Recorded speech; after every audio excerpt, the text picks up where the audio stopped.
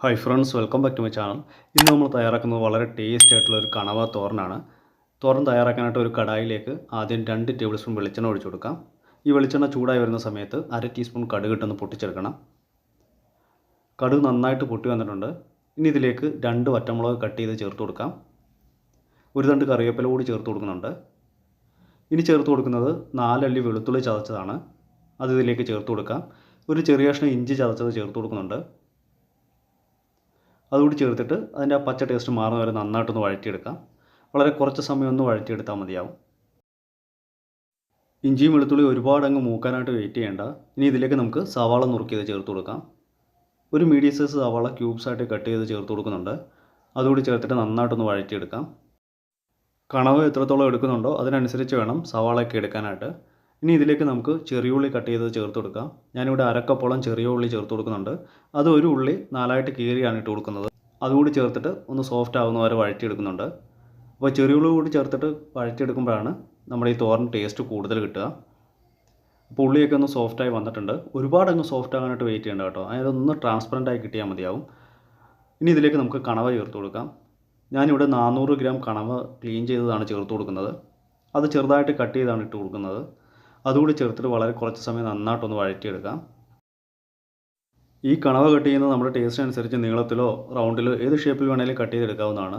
ഇനി ഇതിലേക്ക് പാകത്തിനുള്ള ഉപ്പ് ചേർത്ത് കൊടുക്കാം. ഉപ്പ് കൂടി ചേർത്തിട്ട് നന്നായിട്ടൊന്ന് മിക്സ് ചെയ്തെടുക്കാം.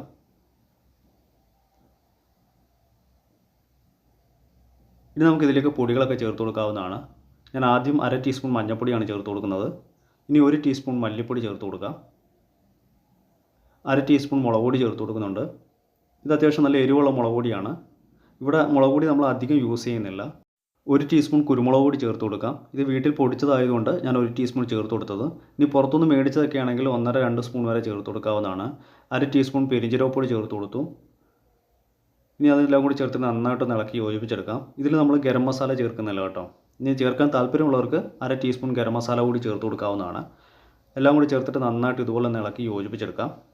ഇതിലേക്ക് നമ്മൾ പ്രത്യേകം വെള്ളമൊന്നും യൂസ് ചെയ്യുന്നില്ല. കണവയിൽ നിന്നുള്ള വെള്ളം അത്യാവശ്യം ഇറങ്ങി വന്നിട്ടുണ്ട്. ഇനി മൂടി വെച്ചിട്ട് വളരെ കുറച്ച് സമയം നന്നായിട്ടൊന്ന് കുക്ക് ചെയ്തെടുക്കാം.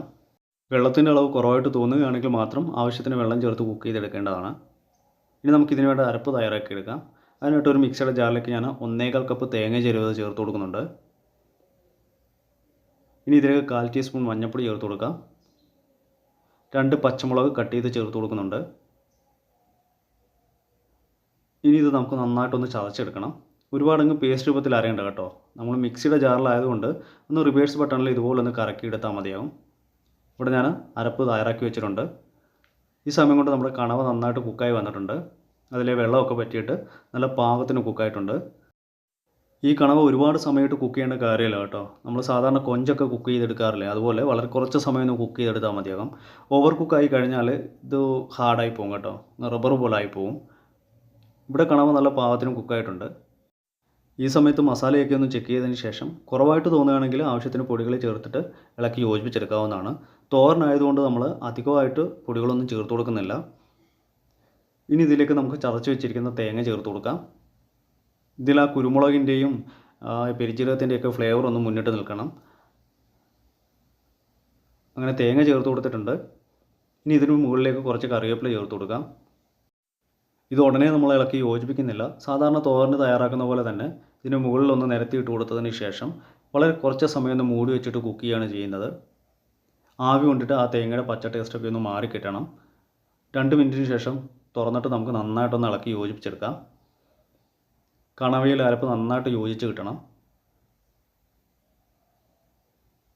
മീഡിയം ഫ്ലെയിമിലിട്ടിട്ട് വളരെ കുറച്ച് സമയം നന്നായിട്ടൊന്ന് യോജിപ്പിച്ചെടുക്കണം.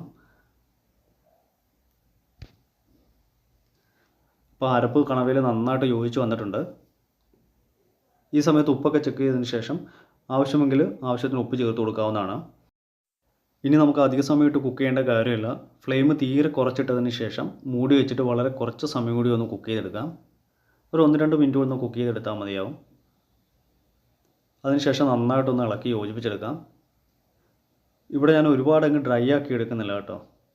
ഒരല്പം സോഫ്റ്റ് ആയിട്ടുള്ള പരുവത്തിലാണ് നമ്മൾ തയ്യാറാക്കി എടുക്കുന്നത്.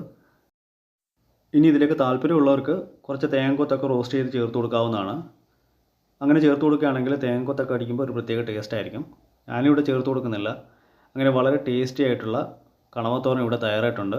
വളരെ സിമ്പിളാണ് ഇത് തയ്യാറാക്കിയെടുക്കാനായിട്ട്, വളരെ ടേസ്റ്റിയുമാണ്. ഇനി നമുക്ക് ഫ്ലെയിം ഓഫ് ചെയ്ത് വാങ്ങി വെക്കാം. ഇതിനു മുമ്പ് നമ്മൾ കണവ റോസ്റ്റിൻ്റെ വീഡിയോസൊക്കെ ചാനലിൽ അപ്ലോഡ് ചെയ്തിരുന്നു. കാണാത്തവരുണ്ടെങ്കിൽ അതുകൂടി കയറി കണ്ടേക്കണേ.